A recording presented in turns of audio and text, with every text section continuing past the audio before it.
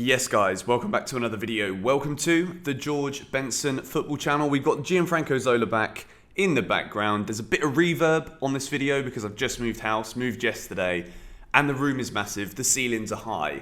So I need to figure out a way to fix this problem. But today, we are going to talk about whether or not Chelsea should sign João Felix on a permanent transfer this summer.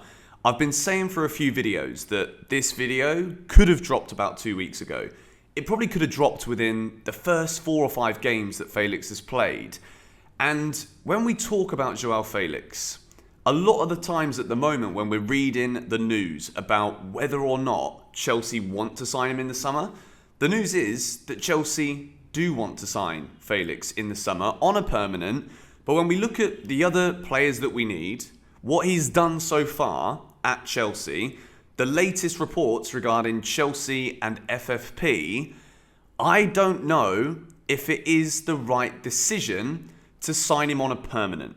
And the reason I find this one so difficult to debate within myself to actually come to a conclusive decision, which is what I'm hoping to do within this video today. I can actually say to you guys at some point, yes we should, no we shouldn't. The reason it's so difficult is, Felix is one of those players where, to the naked eye, you really enjoy what you see, even if we've only seen 2 goals and no assists in nearly 1,000 minutes of football at Chelsea Football Club since January for Felix. So, from the naked eye, the way that he plays is fantastic to watch. You could actually say at times, a bit like this guy behind me. For those of you that aren't old enough to know, Gianfranco Zola, what a footballer. Arguably one of the most talented footballers to ever play in the Premier League, and of course also for Chelsea Football Club. The way that he runs with the ball, it's as if he's got a sixth sense about the awareness of players around him who are trying to get it off of him. The amount of little nutmegs that we see, the little half turns that we see from Felix, makes him in the same bracket as one of the top players in the Premier League, maybe even the best, at actually getting the ball, driving with it, and having 2 or 3 players trying to get it off of him at all times, but still managing to make something happen. Now, I would say that if he was playing in any other team at this moment in time in the Premier League, those statistics of 2 goals and 0 assists in nearly 1,000 minutes would be significantly better at any other club in the Premier League. And the reason I say that is, when you look at the cohesiveness of the Chelsea attack, so many times when he's got the ball, he's basically begging to have someone in a better position to give it to be able to get that assist. But when you look at Kai Havertz and the way that that man has been playing recently, how can João Felix stat pad himself to make people appreciate what the naked eye sees more? That is the current debate that a lot of people have with him. And I think for Felix, when you look at his record here, let's go back to 2020, 2021, 10 goals, 5 assists, 9 big chances created, 0.7 key passes per match, playing as a second striker. 21-22, very similar, 9 big chances created, 9 goals, 5 assists, 0.8 key passes per game. And then this season, 6 goals, 3 assists, playing as a second striker predominantly again. None of these figures really scream out to me as game-changing figures for a Chelsea team who need a game-changing goal scorer, chance creator. So, now we have to take into consideration the price that Atletico Madrid have been quoting. They've been talking around the realms of £80 million. When you also look at the fact that we've just bought Mudryk, we've just bought Noni Madueke, you've got Raheem Sterling still at the club, you've got Armando Broja recovering from a big injury, you've got Christopher Nkunku coming through, who is also really good as a second striker and is competing naturally for the same positions that all of those players I just listed are competing for. Put into that the fact that Chelsea are currently really struggling to comply with financial fair play regulations due to the losses that we will foreshadow of potentially not being in the Champions League, the recorded losses in the past year, and the expenditure already under the new ownership. 80 million for João Felix. The big question I have is, what are we actually going to be buying here? And if Chelsea are to buy a striker in the summer, the profile of striker that we need is not a second striker. João Felix is at the moment, and this is where I want to talk about the ownership in a moment, he is a naked eye shiny toy who could be, in the right team, a sensational footballer. But Chelsea have already got the deal agreed for Christopher Nkunku, and it's basically the same player, but with Nkunku, the output levels that we can see over the past few years are significantly better to that of João Felix in terms of those numbers of goals and assists. We can argue that Felix has been playing in Spain, could be a bit more difficult to get those numbers higher than it is in Germany. But at the same time, Chelsea have got to be so careful here, because the profile of striker that we need is the kind of striker who's going to cost around 100 million euros. You add into that the fact that we need a top-class number 6, and all of a sudden, you're wondering, there's no way if Chelsea buy the right profile of striker and number 6. You add João Felix on top of that, and you're already starting to look at $250 million to be spent this summer, which is absolutely not the right way that Chelsea go about keeping within the financial fair play compliance numbers. So what do we do? Do Chelsea sign João Felix? I want to know your opinions on this in the comments down below, because, again, I absolutely love watching him play. I think he is a mercurial footballer. I think he's the kind of player who can make something happen out of nowhere. But what we have seen so far has literally been the epitome of everything that's been discussed about his career up until this point, which is very flashy player, great footballer, brilliant, intelligent ability on the ball and without the ball. But is he doing enough to justify the value that clubs place on him? I think with Felix as well, he's very much a modern day footballer. And what I mean by that is he's very brandable. He's very marketable, which is where we come into the discussion integrating Kai Havertz and Mason Mount into this conversation. Because if Chelsea, which we're going to have to do, Chelsea need to sell players this summer, whether or not João Felix is bought or not, the likes of Mason Mount and Kai Havertz are two players where we're looking at similar kind of stats here. 2021, Havertz 5 goals, 5 assists. 21-22, 11 goals, 3 assists, and this season 9 goals, 1 assist. But it's been blaringly obvious in all of our eyes that Kai Havertz is not the goal scorer that Chelsea needs. So he is not an alternative answer to not signing Felix. Whereas with Mason Mount, look at these figures. 8 goals, 7 assists, 1.7 key passes per game, 1.8 key passes per game last season, 12 goals, 10 assists. And this season it has significantly deteriorated. But as an attacking midfielder, should Chelsea be more concerned about getting Mason Mount to stay? When you look at the stats, it is quite clear that Mason Mount, even in the Premier League, is producing more on a game-by-game basis than João Felix is.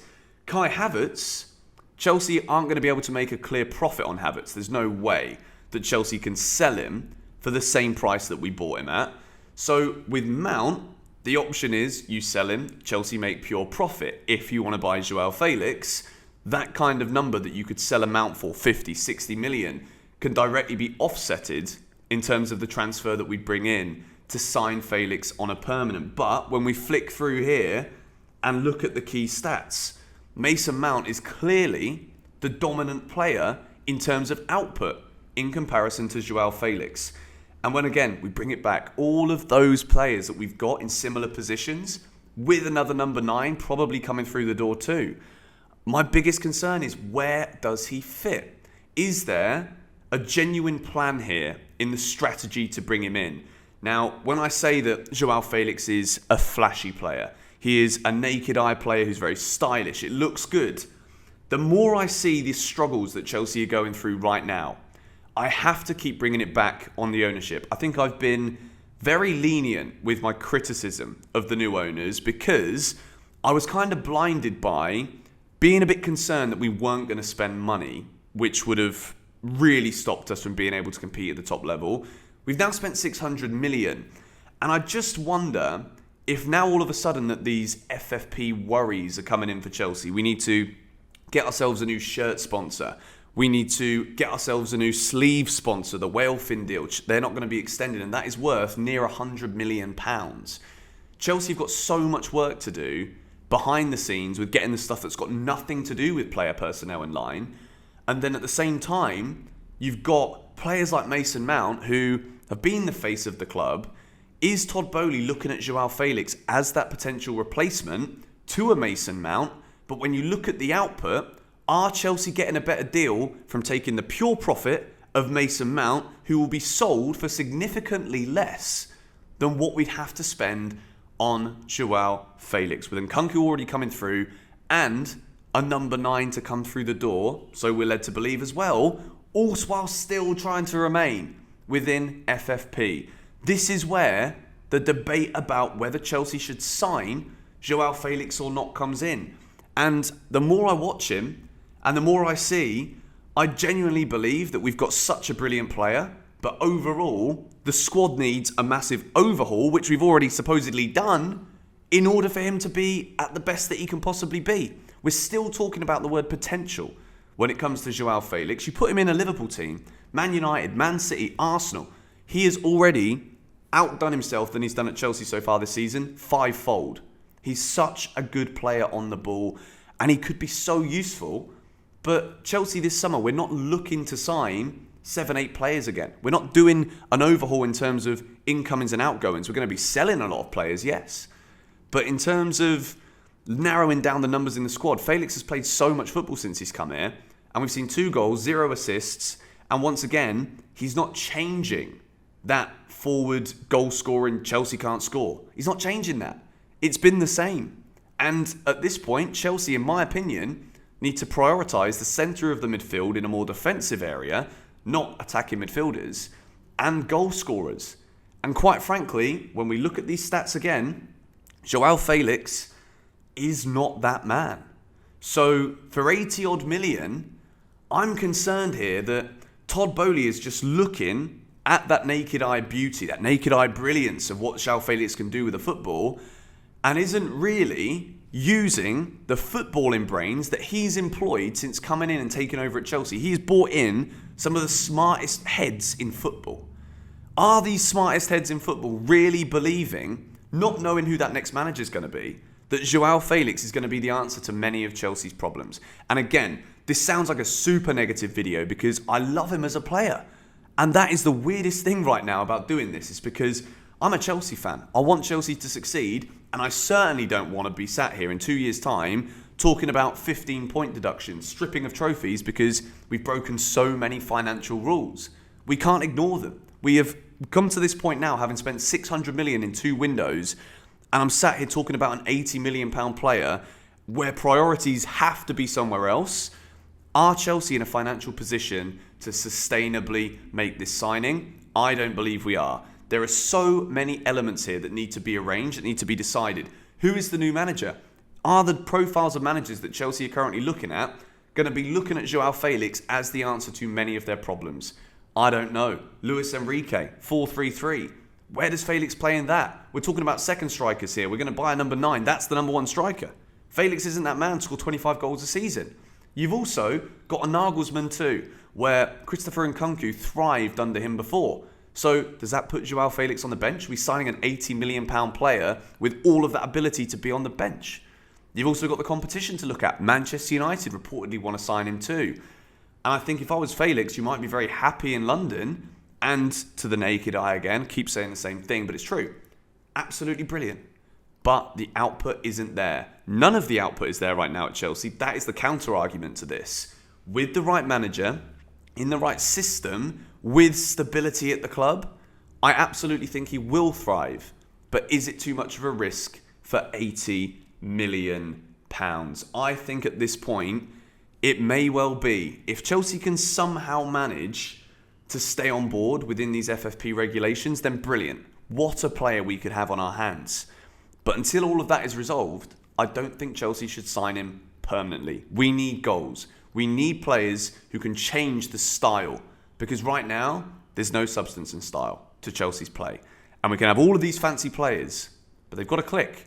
And I think with Felix, it's just going to be another name up front that we'll be trying to fit into the team because he's a flashy player. Nothing against the bloke. I think he's brilliant. But maybe at the wrong club. Let me know your thoughts on this in the comments down below. Later on today, there will be my Real Madrid preview. We have got to get excited for this. Whether or not we think we're getting battered or not, stay tuned to the channel. Sorry about the reverb again. I'll try and sort it in the next few days. Come on, you Blues.